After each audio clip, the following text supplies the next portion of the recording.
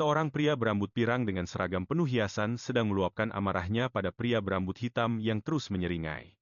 Dia bersikeras kalau dialah yang lebih dulu mengajak nona itu bicara. Nona pirang bermata hijau itu tersenyum lebar, tampak sangat menikmati perhatian yang dia dapatkan. Kedua pria itu terlihat salah tingkah, sementara dua wanita berambut pirang memperhatikan mereka dengan ekspresi geli. Wanita yang satu punya mata hijau yang cantik, sedangkan yang satunya lagi punya rambut bergelombang. Wanita berambut pirang gelombang itu penasaran kenapa temannya, Rosearin, tiba-tiba wajahnya memerah. Rosearin, si pirang bermata hijau itu, menangkup wajahnya yang merona bahagia. Sementara itu, temannya menyimpulkan kalau reaksi Rosearin berarti masalahnya sudah beres. Sambil memegang seekor burung api, suara tanpa wujud bertanya dengan nada cemburu tentang alasannya. Kenapa juga ada yang mau pakai baju kembaran sama putri seorang graf kalau dia sudah punya dia? Setelah semua orang pergi, pria berambut hitam itu bertanya pada si wanita berambut gelombang tentang gaunnya. Dia ingin tahu apa si wanita merasa baju itu berlebihan. Dalam hati, wanita itu merasa geli melihat kecemburuannya. Dia pikir baju kembaran dengan Lady Rosarin itu beda jauh dengan baju pasangan romantis. Pria itu akhirnya meledak frustrasi dan mencengkeram burung api yang terlihat marah itu. Lalu dia berteriak frustrasi gara-gara dia bisa-bisanya cemburu pada sesama wanita. Si wanita menyadari kalau pria itu adalah Theo Artein, karakter utama yang super posesif dari cerita aslinya. Tapi dia merasa aneh banget, kenapa rasa cemburunya malah ditujukan ke wanita lain? Kenyataan itu benar-benar membuatnya syok dan bingung tujuh keliling. Di dalam benaknya, Theo mati-matian menahan diri agar tidak menyebut wanita itu sebagai sumber kehidupannya. Sebagai gantinya, dia malah memuji kecantikannya dengan sangat kaku. Di tempat lain, Rosearin tampak sangat bahagia dan berseri-seri sambil membawa banyak tumpukan kotak kado. Theo memperhatikannya dengan tatapan yang sangat serius dan tajam. Si pirang berambut gelombang cuma bisa memejamkan mata sambil menghela napas. Dia menjelaskan kalau dia mengerti. Tiba-tiba, sebuah pikiran baru melintas di benak Theo dan membuatnya makin bingung. Dia bertanya-tanya, apa yang sebenarnya terjadi? Wanita itu merenungkan kata-kata yang baru saja diucapkan Theo. Pikirnya, hal seperti itu nggak mungkin diucapkan oleh Theo yang asli. Dengan perasaan tidak enak, dia menyadari kalau dialah penyebab dari situasi aneh ini. Padahal bukan itu maksudnya. Tak lama kemudian, Roserin bertanya dengan nada gugup pada seorang wanita bernama Liri. Dia ingin tahu apa benar-benar tidak apa-apa kalau dia memakai gaun pesanan khusus seperti itu. Gaun itu buatan Madame Prost yang terkenal. Liri memberikan senyuman hangat untuk menenangkan Roserin.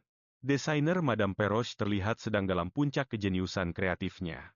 Dia tertawa sambil membuat sketsa ide untuk gaun persahabatan mereka. Roserin takut kalau memakai gaun seperti itu bakal melanggar aturan etiket sosial. Bagi keluarga seorang graf, hal ini sangat tidak biasa karena pakaian semacam itu biasanya hanya untuk kalangan bangsawan tinggi. Pria pirang itu berdiri bersama Roserin di dalam toko pakaian. Ekspresi wajah Roserin terlihat campur aduk penuh rasa kagum. Liri menyampaikan pendapatnya dengan penuh percaya diri sambil menggerakkan tangannya dengan lincah. Roserin memperhatikannya dengan mata berbinar-binar dan rasa bersemangat yang gugup. Liri hanyut dalam kenangan masa-masa yang mereka habiskan bersama dan mulai bernostalgia. Dia ingat betul saat Roserin bahkan sempat menawarinya teh. Dia tersenyum sambil mengenang kembali momen manis saat sang Grand Duke muncul. Pria pirang itu masih berada di toko pakaian bersama Roserin, menunggunya dengan penuh kesabaran. Rasa cemas Roserin soal etiket sosial langsung ditepis dengan cepat oleh Liri. Dia menatap temannya itu dengan perasaan penuh harapan untuk masa depan mereka. Roserin menarik napas dalam-dalam, sekarang dia benar-benar menantikan pesta yang akan datang. Ini adalah titik balik penting dalam hubungan mereka yang semakin memperkuat tali persahabatan itu. Dia tersenyum manis saat membayangkan kembali pertemuan pertamanya dengan sang Grand Duke. Dia kaget banget waktu tiba-tiba putra mahkota nimbrung di jam minum tehnya. Kenangan manis itu bikin dia tersenyum lebar dan kelihatan bahagia sekali. Tapi senyumnya langsung pudar begitu dia ingat masa lalunya yang kelam. Dulu, dialah yang memimpin kelompok untuk menindas Roserin.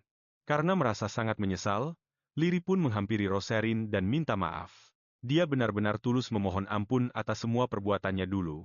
Roserin yang syok berat cuma bisa melongo dan bertanya, "Hah? Apa?"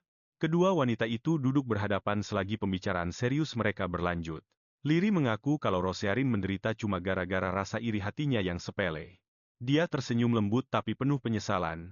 karena permintaan maafnya memang tulus dari hati.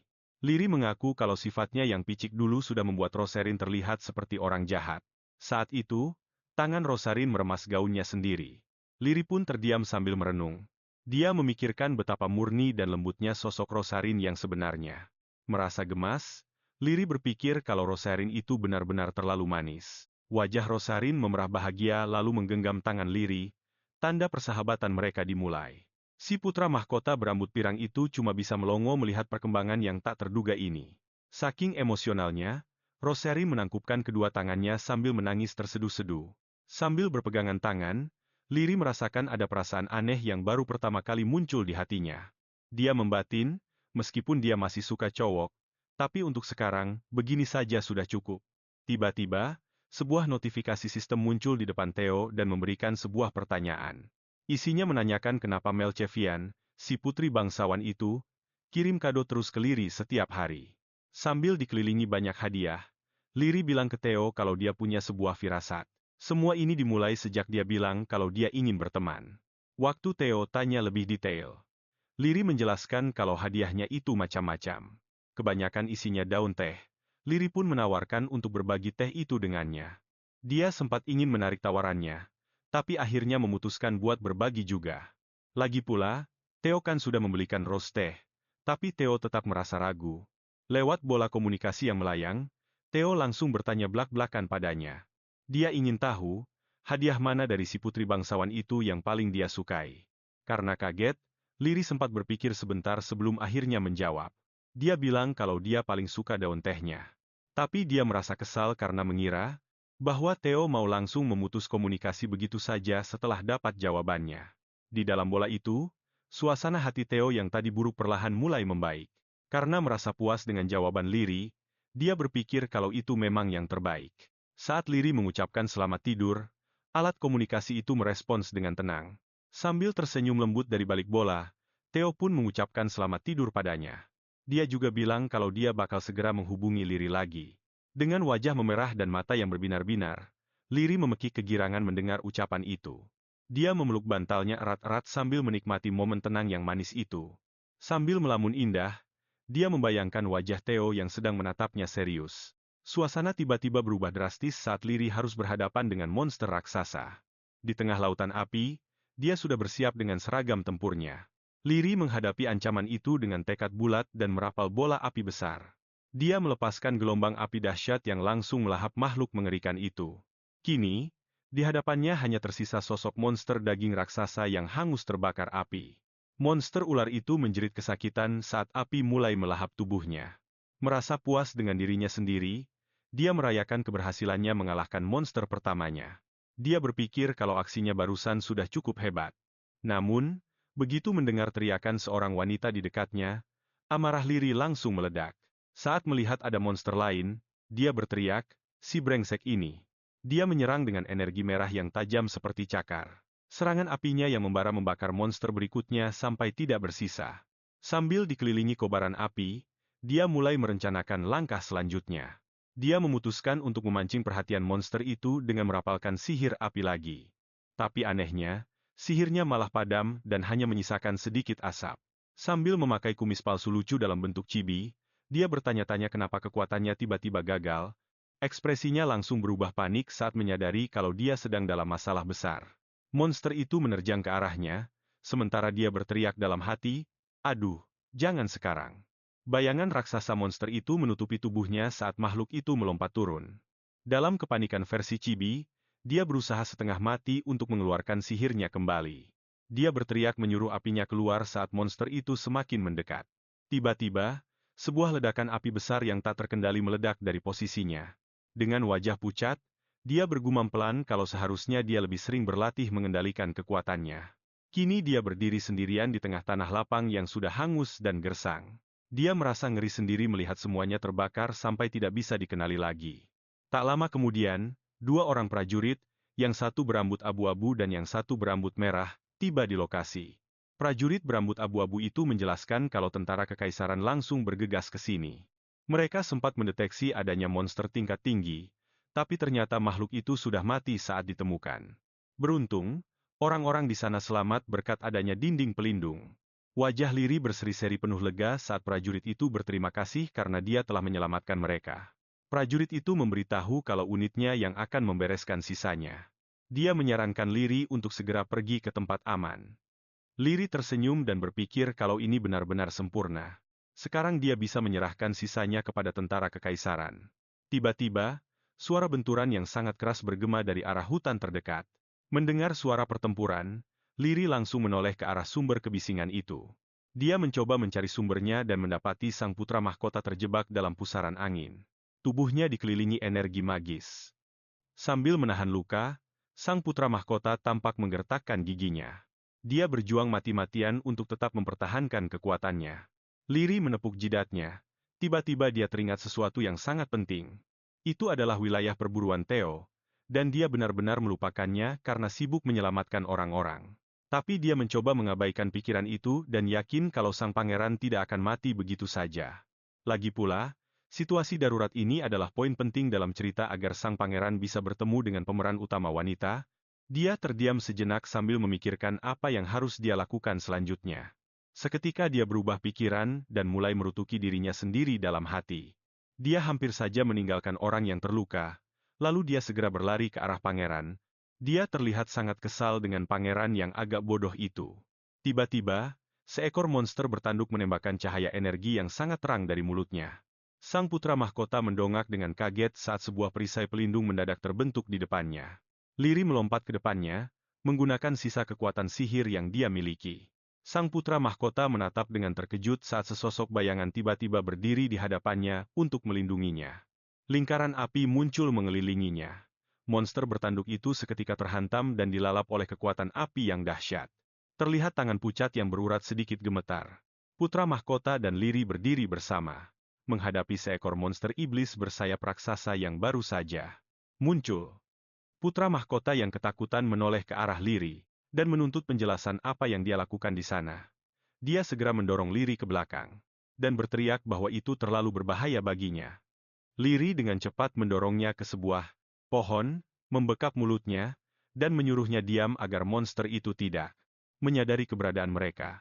Ekspresinya terlihat suram saat dia teringat telah melihat dua bangkai monster di sepanjang perjalanannya. Sambil menghitung bangkai-bangkai itu, dia menyadari bahwa sang putra mahkota pasti telah membunuh 3 monster tingkat tinggi, sendirian dan terpaksa mengakui bahwa pria itu tidak sepenuhnya tidak berguna.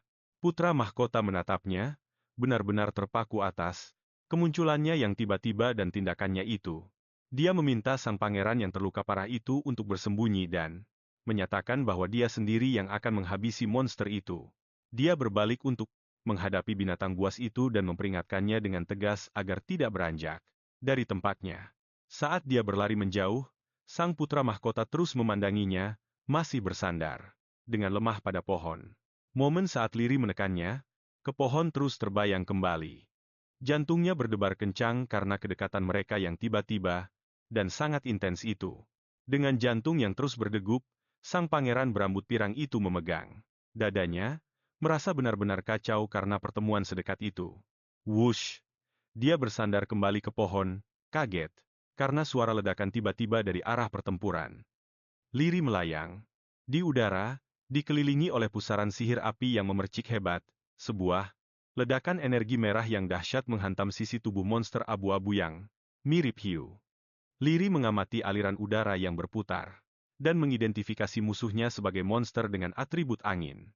Sebuah pesan sistem menjelaskan bahwa inilah alasan mengapa Kardin sang putra mahkota kesulitan. Karena memang sulit untuk melawan monster yang memiliki atribut yang sama dengan kekuatan terkuatmu. Iblis bersayap itu, meski sudah terluka dan kelelahan, menatap dengan seringai mengancam karena dia telah memaksakan diri hingga batas maksimal seperti Kardin. Liri menyadari gerakan monster itu mulai lamban, tapi dia merasa cadangan sihirnya sendiri sudah mencapai titik rendah yang berbahaya.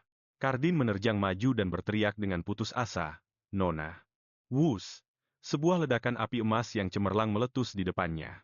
Sambil berdiri di tengah pusaran api yang bergejolak, Liri mempersiapkan serangan dahsyat terakhirnya. Dia mengangkat tangannya, dan dengan tenang mengendalikan kobaran api yang mengelilinginya. Kekuatan bentrokan sihir itu membuat Kardin tersungkur ke belakang dengan rasa sakit. mata birunya terbelalak, karena terkejut sekaligus tekad yang kuat.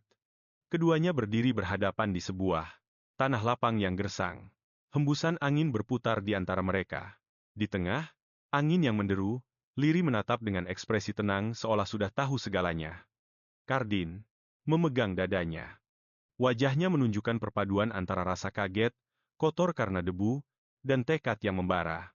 Liri tetap mempertahankan pandangan yang tenang dan terkendali. Dia tetap mempertahankan tatapan penuh percaya dirinya. Dengan wajah yang benar-benar bingung, Kardin yang sedang terluka itu memanggilnya. Putra mahkota. Liri menatap balik dengan ekspresi yang benar-benar gak habis pikir, dan bertanya-tanya omong kosong apalagi yang mau dia katakan sekarang. Sambil tersenyum di balik luka-lukanya yang berdarah, Kardin menyimpulkan dengan wajah ceria kalau kepala Liri pasti habis terbentur sesuatu.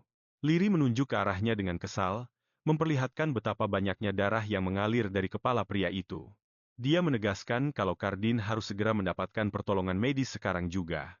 Tiba-tiba, sebuah tangan mencengkeram pundaknya dan menghentikan ucapannya di tengah jalan. Kardin bertanya dengan nada marah apakah dia baik-baik saja, sebelum akhirnya bilang kalau Liri itu jelas-jelas terlalu berharga buat si brengsek Theo itu. Dengan penuh perasaan dan sangat intens, dia bersumpah bakal bikin Liri jatuh cinta lagi sama dia. Dia meralat panggilannya menjadi Liri, yang bikin gadis itu cuma bisa melongo. Dari dalam tenda yang ada di dekat sana, terdengar suara Kardin yang sedang bergumam sendirian. Dia bertanya-tanya bagian mana dari dirinya yang dulu disukai Liri, sebelum akhirnya tersadar kalau justru dialah yang sekarang bilang kalau dia suka sama Liri. Sambil seorang pelayan mengobati luka-lukanya, Kardin terus mengoceh kalau lebih baik Liri bersamanya daripada menikah dengan sang Grand Duke dari wilayah utara yang suram itu. Dia bersikeras kalau perasaannya kali ini benar-benar tulus. Liri menatapnya dengan tenang, sementara Kardin yang penuh perban dan tampak syok itu terus menatapnya balik. Kardin berhalusinasi tentang masa lalu, di mana Liri versi Chibi bersumpah buat melindunginya. Sekarang dia yakin banget kalau mereka berdua emang sudah ditakdirkan bersama, padahal Liri yang asli cuma bisa menonton dengan ekspresi jengkel. Di dalam hati, Liri ngamuk dengar omongan Kardin kalau mereka ditakdirkan untuk saling mencintai. Liri langsung kabur keluar tenda, berteriak panik memanggil pendeta, dan mengumumkan kalau sang putra mahkota sudah benar-benar gila.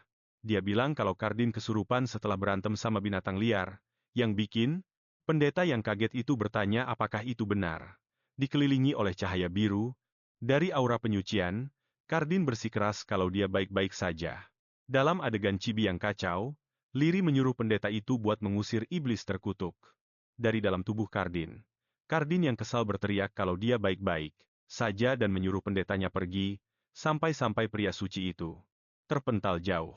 Setelah sudah rapi kembali, Kardin dengan pedenya nanya ke Liri apa dia mau tinggal di istana kekaisaran buat merawatnya, sementara seorang pelayan membawakan sehelai handuk. Sambil nyengir, dia bilang kalau dirawat sama Liri, dia pasti bakal sembuh jauh lebih cepat. Liri menolak mentah-mentah tawaran itu dan menjelaskan kalau dia sudah gak tertarik lagi sama istana. Pas dia bilang lagi, kalau Theo bakal benci hal itu, Kardin langsung marah. Tapi Liri mengingatkannya, kalau dia harus peduli karena Theo itu tunangannya. Tiba-tiba, Kardin melihat luka di lengan Liri dan berteriak khawatir, tapi gadis itu menganggapnya bukan masalah besar. Dia buru-buru menghampiri Liri, memegang lengannya, dan bersikeras kalau luka itu adalah masalah yang sangat serius. Seorang wanita bangsawan dengan gaun berwarna merah emas muncul dari balik tirai emas, mempertanyakan kehadiran mereka, dan memperkenalkan dirinya sebagai sang permaisuri. Sambil menangis, sang permaisuri mengungkapkan rasa lega yang luar biasa karena sang putra mahkota baik-baik saja. Kardin kelihatan senang banget melihatnya, sementara Liri cuma menonton dari samping dengan wajah yang kelihatan capek. Sang permaisuri pun berteriak lega sambil menangis terseduh-seduh. Dia memanggil Kardin, putra tersayangnya, dengan penuh kecemasan. Saat Kardin dan sang permaisuri saling berpelukan sambil menangis terseduh-seduh dalam pertemuan yang mengharukan itu, Liri bertanya-tanya apakah dia sedang terjebak dalam sebuah adegan sinetron. Sang permaisuri memegang wajah putranya dan bertanya, sambil berurai air mata, mengapa dia berani pergi ke tempat yang begitu berbahaya. Kardin menjelaskan, bahwa dia tidak sanggup membayangkan jika harus kalah lagi dari pria brengsek itu dalam festival perburuan. Liri membatin bahwa Kardin benar-benar bodoh, karena pikiran kekanak-kanakannya itu justru menyeretnya ke tempat yang penuh dengan monster sihir, persis seperti dalam cerita aslinya. Sang permaisuri menjelaskan bahwa ada 4 monster sihir tingkat tinggi yang muncul, yang membuat Liri benar-benar terkejut, sementara sang permaisuri justru terlihat meremehkan hal itu. Liri merasa ngeri dalam hati, dan berpikir betapa gilanya penyihir itu.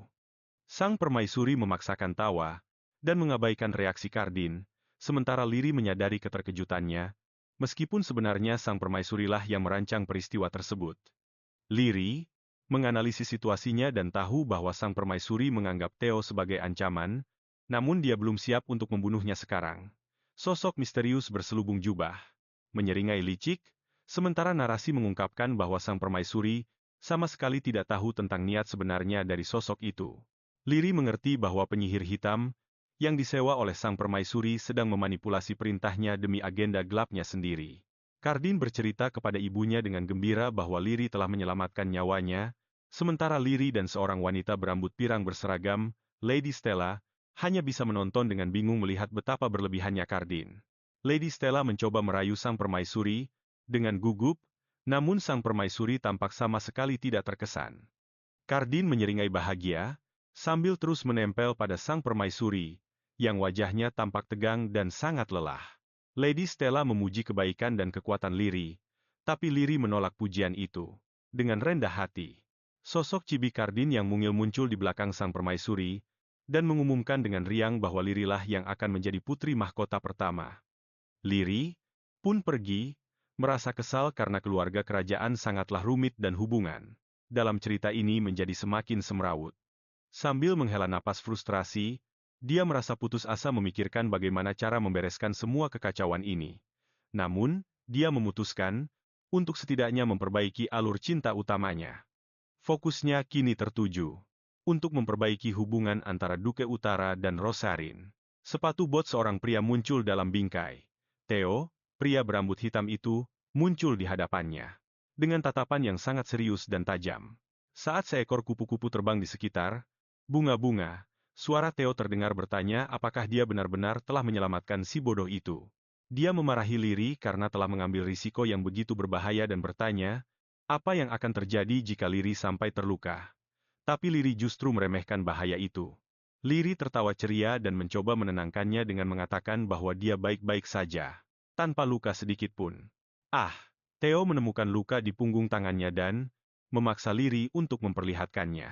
Dia memegang tangan Liri dengan lembut dan menunjukkan sebuah luka lecet gelap di kulitnya.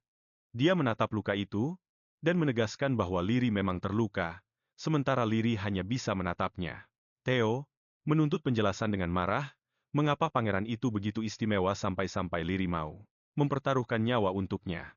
Intensitas Theo membuat Liri merasa ketakutan, dia terus menggenggam tangan Liri. Ekspresi wajahnya tampak gelap dan penuh kekhawatiran, sementara tatapannya seolah berkobar karena amarah melihat kecerobohan Liri. Sementara tatapan matanya seolah membara karena dia benar-benar murka, melihat betapa cerobohnya gadis itu. Liri tampak berpikir keras. Ah! Sepertinya dia baru menyadari sesuatu. Di dalam hati dia panik banget dan menyesal sudah mengatai laki-laki itu bodoh. Sekarang dia jadi kepikiran. Apa jangan-jangan Theo marah karena dia cuma diam saja? Meski nggak mau kalah, dia takut kalau Theo nanti malah menolak. Membawanya kembali ke desa. Sambil mengumpulkan keberanian, dia pun memutuskan untuk lanjut menjalankan rencananya dan mulai bicara dengan gugup. Liri pun bilang. Cepat-cepat ke Theo supaya menunggu sebentar. Sementara dia ganti baju, sambil mewanti-wantinya dengan tegas. Biar jangan bicara sepatah kata pun. Sambil lari pergi, dia berharap banget kalau situasinya tadi sudah dia tangani dengan baik. Padahal, dia nggak tahu kalau Theo lagi nyengir di belakangnya. Dia pikir, ya sudahlah, nanti dia tinggal minta maaf saja ke laki-laki itu. Kalau memang dia marah.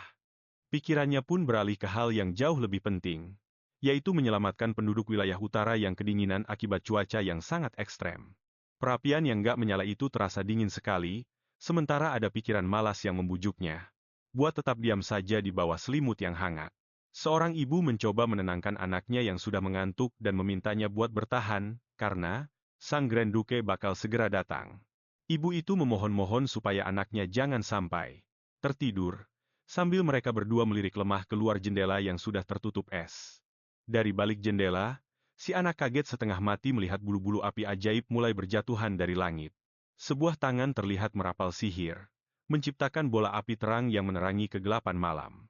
Di tengah desa, Liri memanggil seekor burung phoenix megah dari api murni untuk menghangatkan seluruh wilayah itu. Si anak menunjuk keluar dengan penuh rasa heran dan bertanya pada ibunya, siapa wanita cantik yang ada di luar sana itu. Sang ibu menatap dengan penuh rasa kagum dan hormat, lalu berbisik kalau wanita itu adalah sang orang suci. Phoenix api itu bersinar terang benderang saat semua orang menyadari kalau dialah sang orang suci. Dia datang untuk menyelamatkan wilayah utara, di tengah kepungan api keemasan. Bersama Phoenix-nya yang bersinar, Liri tersenyum lembut ke arah desa di bawahnya. Tapi ada versi mungil dari dirinya yang menyuruhnya buat berhenti tebar pesona. Dia disuruh segera masuk, sementara burung api itu hinggap di atas atap yang tertutup salju. Begitu selesai mengunjungi rumah terakhir, Liri mulai merasa pusing dan lemas sekali.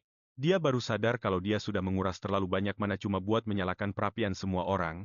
Liri nyaris jatuh karena kelelahan. Tapi untungnya Theo langsung menangkapnya tepat waktu. Dengan nada khawatir, Theo bertanya apa dia baik-baik saja. Dia sadar wajah Liri pucat sekali. Dan Theo takut kalau Liri sudah benar-benar memaksakan dirinya melampaui batas. Saat dia pingsan, Theo meneriakkan namanya, tapi pandangan Liri mulai kabur. Dia merasa melihat bayangan Theo jadi dua. Tiba-tiba, seorang pria berkacamata yang ramah tersenyum lembut. Pria berkacamata itu menenangkan Theo dan bilang kalau mana Rose bakal segera pulih. Tapi Theo malah membentaknya dengan kasar. Sambil menjaga Liri, Theo merenung dengan wajah gelap. Bahwa dia nggak bakal pernah membawanya kalau tahu bakal jadi begini akhirnya. Dia nggak mau Liri sampai kelelahan seperti itu. Tiba-tiba, sebuah ingatan muncul. Liri pernah marah dan mengatai seseorang bodoh yang keras kepala karena nggak mau menerima bantuan. Theo ingat pernah sekali terpaksa meminta bantuan karena keadaan yang mendesak. Tapi setelah itu, dia bersumpah bakal menyelesaikan semuanya sendiri, apapun yang terjadi. Tiba-tiba, seorang pria berambut pirang datang melabrak Theo dan menuntut jawaban. Sebenarnya sampai kapan Theo mau meneruskan masalah ini? Pria berambut pirang itu mengonfrontasi Theo dan ingin tahu sampai sejauh mana dia berniat menggunakan wanita itu. Di dalam hatinya, Theo mengakui bahwa dia benci memikirkan pertunangannya akan terlihat seolah-olah dia hanya memanfaatkannya. Dengan senyum tipis, dia bertanya-tanya pada dirinya sendiri, apakah dia masih sanggup mempertahankan harga diri yang tidak berguna itu. Di masa sekarang, Liri sedang tertidur lelap, rambut pirangnya terurai di atas sebuah bantal merah. Sebuah ingatan muncul tentang Theo bersama seorang wanita pirang bernama Rosearin, di mana dia ingat bahwa wanita itu memiliki perasaan terhadap sang putra mahkota. Ingatan itu berlanjut dan memperlihatkan Rosarin sebagai dewa asmara, yang siap melepaskan anak panah berbentuk hati. Dia, kemudian teringat sosok Cibiliri yang mengeluh karena Theo bersikap aneh saat berada di dekat temannya, Lady Rosarin. Ingatan lainnya menyusul, di mana Liri dengan penuh gairah menyatakan cintanya di atas segalanya. Dia teringat saat Liri memakai seragam formal, saat dia dengan penuh tekad menyatakan tugasnya untuk melindungi rakyat kekaisaran. Theo menganggapnya sangat penuh kasih sayang. Sambil menatap wajah tidurnya, Theo berpikir betapa menggemaskannya dia, dan memutuskan untuk menjadikannya miliknya seutuhnya. Dia membelai lembut rambutnya saat Liri tertidur dengan tenang. Dia membungkuk dan mengecup keningnya, sambil bersumpah bahwa dia tidak akan membiarkan orang lain menginginkannya lagi. Dalam mimpi yang indah, Liri memeluknya.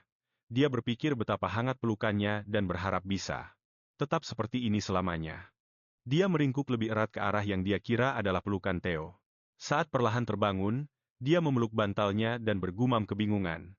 Liri bangun di sebuah tempat tidur besar yang asing, merasa kecewa karena mimpinya telah berakhir, dan bertanya-tanya di mana dia berada. Dia terus memeluk bantal merah besar itu. Boom! Kesadaran menghantamnya saat dia menatap ke arah pintu. Dia pasti berada di kamar tidur Theo. Dia melihat sekeliling dan mengenali perabotan yang rapi dan modern, sebagai gaya khas Theo. Sambil hampir meneteskan air liur, Dia membenamkan wajahnya di bantal, merasa pusing karena kepalanya penuh dengan berbagai pikiran. Fantasinya tiba-tiba terhenti saat dia melihat Theo berdiri di dalam ruangan, sedang memperhatikannya dengan tangan bersedekap. Liri menyapanya dengan gugup, dan Theo memintanya dengan pelan agar jangan bergerak. Saat Theo membungkuk di atasnya, Liri bertanya apa yang terjadi. Theo menjelaskan bahwa dia pingsan karena kehabisan mana dan memarahinya karena telah membuatnya merasa khawatir. Sosok Cibi Liri membuat catatan bahwa menghabiskan seluruh mananya akan membuatnya pingsan, dan dia harus lebih berhati-hati. Theo tersenyum, wajah tampannya dikelilingi oleh aura bunga-bunga yang bersinar terang. Terpesona oleh ketampanannya yang menyilaukan, Cibi Liri merasa mustahil baginya untuk bisa beristirahat dengan tenang. Dia memberitahu Theo bahwa dia baik-baik saja dan ingin duduk, tetapi Theo bertanya apakah dia benar-benar yakin. Secara mengejutkan, Theo mengangkatnya ke atas pangkuannya sambil duduk di atas tempat tidur. Liri menjelaskan bahwa maksudnya, dia hanya ingin duduk di atas kasur, yang kemudian dijawab Theo dengan nada menggoda bahwa dia memang sudah duduk sekarang. Theo memeluknya erat, tatapan matanya yang tajam membuat Liri malu, dan tidak bisa berkata-kata. Dengan ekspresi Cibi yang ceria, Theo memutuskan untuk menyingkirkan bantal itu dan melemparkannya, sementara Liri melihatnya dengan terkejut. Dia menarik Liri ke dalam pelukan yang erat dan mendekapnya dengan sangat dekat. Dia menyatakan bahwa mendekapnya adalah perasaan yang paling menenangkan di seluruh dunia. Sambil menatapnya dengan lembut, dia menenangkan Rosearin bahwa orang-orang di Sendali kini sudah dalam keadaan aman. Dia kemudian menawarkan untuk mengabulkan satu permintaan untuknya. Dia menatap ke arahnya, merasa bingung dengan tawaran yang tiba-tiba itu. Sambil menggendongnya ala pengantin, dia menyemangatinya untuk meminta sesuatu, tapi dia bersikeras bahwa dia tidak punya keinginan apapun. Dengan wajah memerah, dia menatap matanya dengan penuh pesona. Dia membelai pipinya dengan lembut. Dia membungkuk dan mendekatkan wajahnya ke arahnya untuk memberikan sebuah ciuman. Suasana berubah ke sebuah pertemuan di luar ruangan, di mana Theo sedang bersama Liri. Berbeda dari cerita aslinya, di mana awalnya dia merasa tertarik kepada Rosarin. Saat Theo dan Liri pergi bersama, jalan mereka berpisah dengan Kardin, yang terus menatap mereka pergi. Liri menoleh ke belakang, sama sekali tidak terkejut. Melihat kejadian ini berkembang berbeda dari apa yang ada di dalam novel. Theo menggigit permen kapas birunya sambil tampak berpikir dalam. Liri juga ikut mencicipi sedikit dari camilan manis tersebut. Berada dalam dekapannya, wajahnya merona saat menikmati permen kapas itu. Menatap tajam ke arah seseorang di luar layar, Theo memperingatkan dengan nada protektif, agar menjauh dari Liri. Kardin melangkah maju dan menyatakan bahwa ibunya akan menjadikan Liri sebagai seorang permaisuri. Saat Rosarin berusaha menahan Kardin yang sedang marah, Theo membentaknya dengan gusar agar dia berhenti bicara omong kosong, sambil melamun. Memegang permen kapasnya, Theo menyadari bahwa dia akan menjadi kaisar jika Liri menjadi permaisuri. Dia tertawa gugup dan mencoba mengalihkan pikiran ambisiusnya itu sebagai lelucon. Di hadapan Kardin yang hanya terdiam, sementara Liri tersenyum manis di sampingnya. Saat Theo versi Cibi sibuk mengunyah permen kapasnya, Liri versi Cibi bertanya-tanya apakah ucapannya tadi benar-benar cuma sekadar lelucon. Kardin mendekati Rosearin dan memberitahunya bahwa pengobatannya sudah selesai, sementara Liri dan Theo menonton dari latar belakang. Rosearin yang terlihat ceria, didampingi oleh seorang pria dengan kumis tebal, berterima kasih kepada sang putra mahkota atas bantuannya. Kardin tampak bingung sejenak sebelum Rosearin menunjukkan ada noda di pakaiannya. Dia menganggap remeh noda itu sebagai sesuatu yang terjadi tadi, tapi Rosearin menatapnya dengan penuh kekhawatiran. Kardin menyesalkan gaun cantiknya jadi rusak, sambil memegang lengan baju yang terkena noda itu. Oh, Rosearin, versi Cibi yang terkejut melihat sihir mulai berputar-putar. Kardin menggunakan kemampuan sihirnya dan menyelimuti gaun Rosarin dengan sebuah aura biru pembersih. Saat sihirnya bekerja, sebuah balon pikiran menyadari adanya noda tersebut dan dengan bangga memastikan kalau sekarang sudah hilang. Rosarin sangat kagum dengan pembersihan dan pengeringan ajaib itu, sementara Liri dan Theo mengawasi dari kejauhan. Dalam pikirannya, dia membandingkan kemampuan itu dengan sebuah alat pembersih tekanan tinggi modern yang bisa merontokkan kotoran paling bandel sekalipun. Saat dia melanjutkannya dengan alat pengering super, dia mengakui mulai melihat Kardin dari sisi yang berbeda, yang membuat Theo merasa sangat bingung. Kardin dengan bangga mengumumkan komitmennya, demi kesejahteraan rakyat, sambil berjalan santai bersama Rosearin. Rosearin memanggil Liri untuk mendekat, tapi Theo yang kesal mengepalkan tinjunya, siap untuk bertindak. Theo memberitahu Rosearin bahwa Liri akan tetap bersamanya.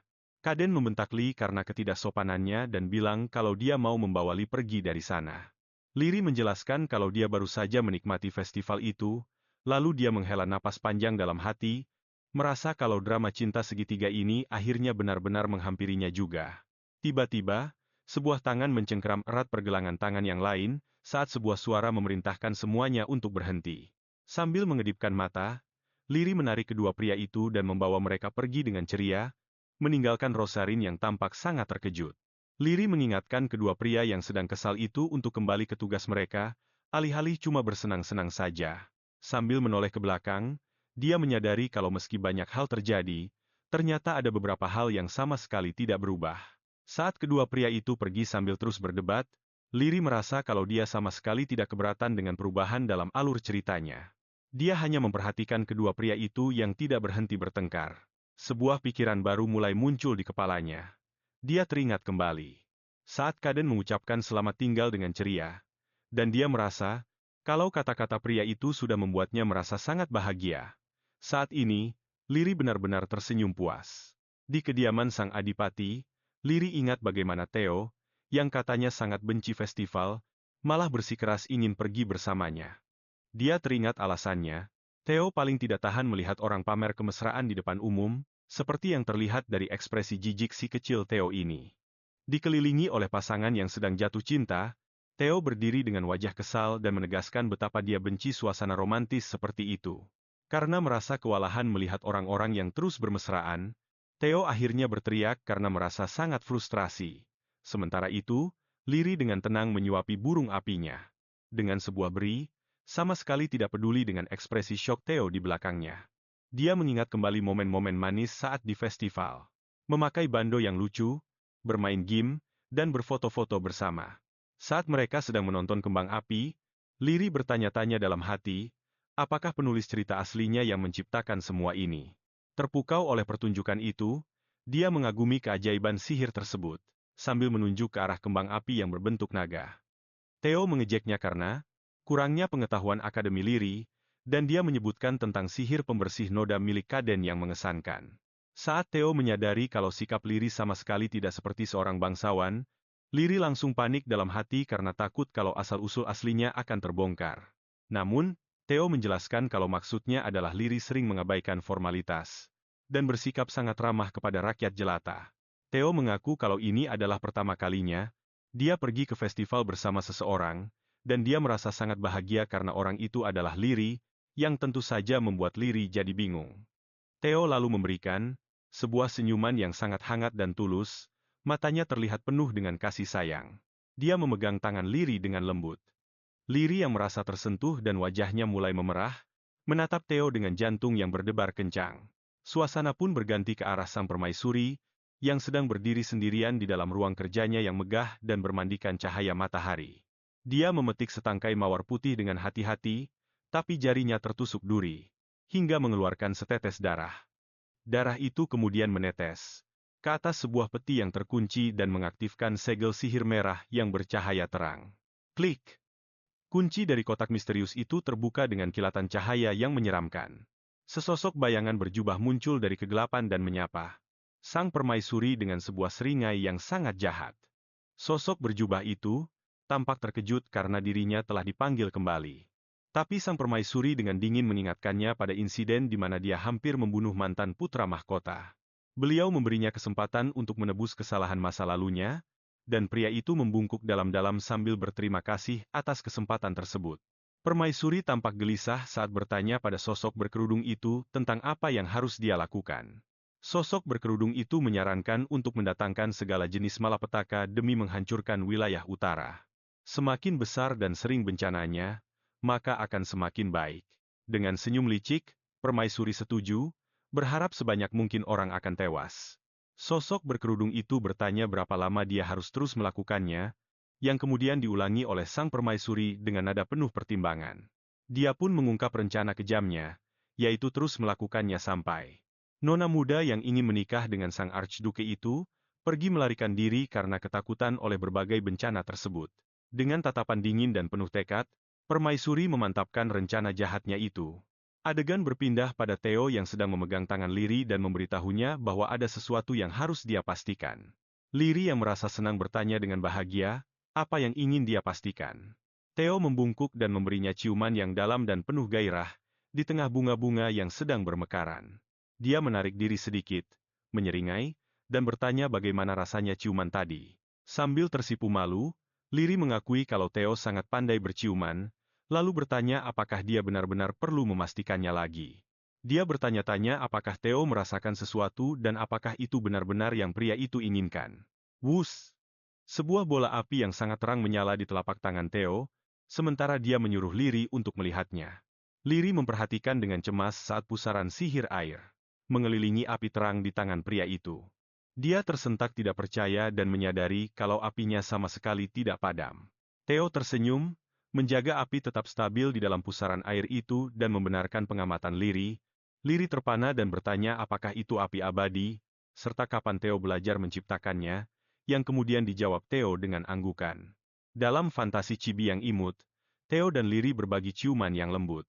Pikiran Liri berkecamuk karena benar-benar terkejut. Theo mengaku bahwa dia dulu merasa tidak yakin, tapi sekarang dia sudah pasti dengan kemampuan barunya. Liri yang bersinar dengan cahaya keemasan tampak menyelimuti versi kecil Theo dengan kekuatannya untuk melindunginya. Liri menyadari bahwa kemampuan ini tidak pernah muncul dalam cerita aslinya, dan menyimpulkan bahwa bagian itu mungkin dihilangkan karena karakternya mati terlalu dini. Dengan sebuah ide cemerlang, Liri menyarankan kepada Theo dengan penuh semangat bahwa kemampuannya mungkin bisa bertahan lebih lama jika mereka sering berciuman. Sementara Theo tampak sedikit terkejut, Liri yang merasa malu bersikeras bahwa dia sama sekali tidak punya maksud terselubung. Theo menariknya ke dalam pelukan dan berkata dengan kagum bahwa Liri sudah bersikap seperti seorang Archduchess sejati. Sambil berbisik di telinganya, dia menggoda Liri bahwa hanya ada satu cara untuk menguji teorinya itu, dan dia merasa reaksi imut Liri benar-benar tidak bisa ditahan. Dia memeluknya erat-erat dari belakang dan menyatakan bahwa tidak ada lagi yang perlu dipikirkan. Keduanya pun berbagi pelukan penuh kasih, yang membahagiakan di sebuah taman yang indah. Namun, saat melihat kediaman besar itu, tiba-tiba muncul rasa ngeri. Liri menatap ke arah cermin, sangat terkejut melihat bibirnya ternyata tampak sangat bengkak. Dia teringat kembali maraton ciuman mereka yang membara dan momen romantis saat di atas perahu. Lalu muncul ingatan tentang ciuman di air mancur, disusul dengan momen mesra lainnya. Momen itu benar-benar bikin dia salah tingkah. Pas sudah balik ke mejanya, Liri terus kepikiran soal latar novel yang gak terduga tapi menarik ini. Dia pun ngerasa kalau novel ini memang yang terbaik. Tiba-tiba, sebuah buku dengan sampul indah bersinar di depannya. Saking senangnya, dia memuji kejeniusan si penulis.